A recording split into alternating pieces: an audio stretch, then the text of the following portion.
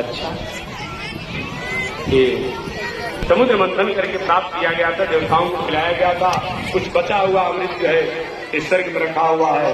कभी किसी को सुनाया जाता है, दिखाया जाता है, एक दो बूंद पिला भी दिया जाता है, हो सकता है पानी। तो महाराज यहाँ कैसे लेकर आ गए? हमने तो आपको बुलाया नहीं, आपसे मांगा नहीं। देवताओं ने कहा हमने सुना कि राजा परीक्षित को सांप लगा है, इनको अगर ये अमृत पिला दिया जाएगा तो तक्षक नाक काटेगा, हो जाएगा, मृत्यु नहीं होगी।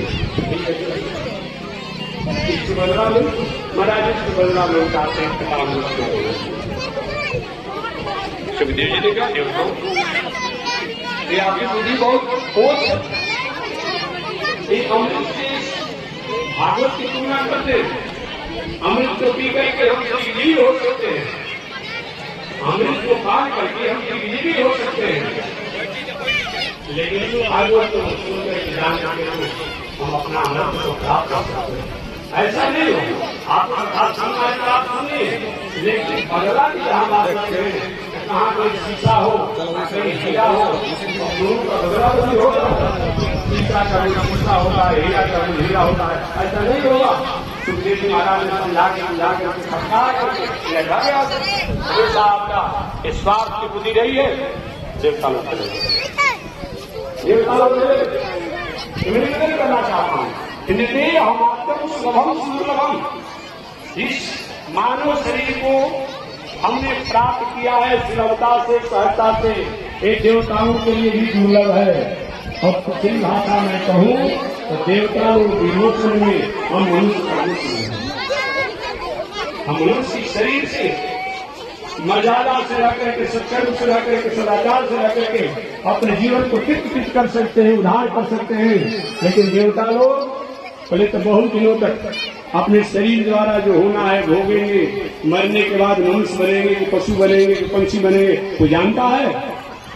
कोई जरूरी नहीं कि देवता लोग मरने के बाद मनुष्य बन सकते हैं। तो इस मानव शरीर को हमने सुलभता से प्राप्त किया है, ये देवताओं के लिए भी दुर्लभ है। आप पूछिए महात्मा जी, ऐसा कोई प्रमाण है क्या कि देवता लोग मरने के बाद मनुष्य नहीं बनेंगे? दूसरा भी जरूरी हो सकती है, हमारे पास प्रमाण नहीं है। एक हास्य पौराणिक कथा में सुना करके और अपनी नीयत सुनने में पाने का विराम हुआ। भगवान द्वारिकाधीश की रोज के नियमानुसार भोजन जीव रहे थे, खा रहे थे। रुक्मिणी माता पंखा डुला रही थी। पहले के जमाने में पति लोग बाहर से आते थे, उनकी पत्नियां उनके गुण धो करके चरणामृत लेती थी। अब आज के जमाने में आपकी पत्नियां लेती है कि नहीं लेती है, आप समझेंगे। ऐसा होता होगा, आप एक बाहर से आ रहा हूं, मेरा चरण धो, लेकिन आप भी हमारा चरण धोइए ना, और आप भी चरणामृत ले लीजिए। ऐसा नहीं होगा, पहले होता था, पहले होता था। भगवान श्री कृष्ण भोजन जीव रहे थे, उनकी पत्नी पंखा डुला रहे थे रुक्मिणी जी। भगवान भोजन करते करते हंसने लगे। रुक्मिणी मैया ने कहा, प्रभु भोजन के समय हंस रहे हैं, ये तो कोई औचित्य नहीं है, आप क्यों हंसे? भगवान के देवी, जब तुम्हारा इतना अनुशासन चलेगा तो मेरे वाणी पर, मेरे हंसी पर भी अनुशासन करोगे? अरे मेरी वाणी है, मेरा मुंह है, मैंने हंस दिया तो हंस दिया, ये पूछने की क्या बात है? रुक्मिणी मैया ने कहा, नहीं प्रभु, ये बड़े लोगों की हर व्यवहार में रस होता है, चाल से लेकर, मुस्कान से लेकर के, हंसी से लेकर के, आखिर आपने हंसा क्यों, बताइए? तो भगवान ने कहा, हंसी इसलिए आ गया देवी जी, ये चूटा देख रही हो, दौड़ते हुए जा रहा है।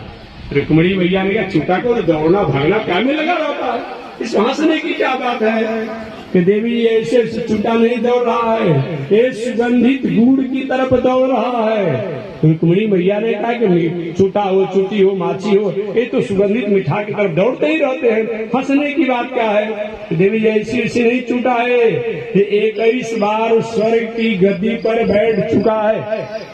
क्या चीज?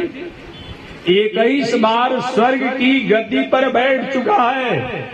कर्म की ऐसी गति है कि आज 21 बार स्वर्ग की गद्दी पर बैठने वाला है चूटा, मर करके आज चूटा बना हुआ है और सुगंधित गुड़ के लिए तरस रहा है और दौड़ रहा है। इसके कर्म की गति को देख करके हमको हंसी आ गया।